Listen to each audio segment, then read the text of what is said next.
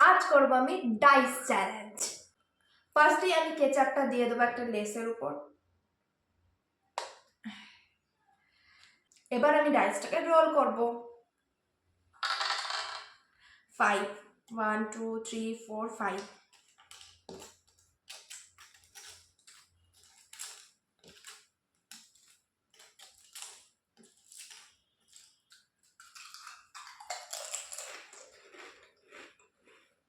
Yes. 1 2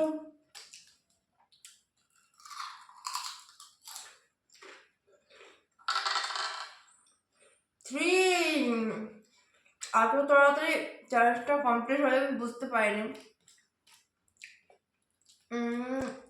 একটা বিরাট combination.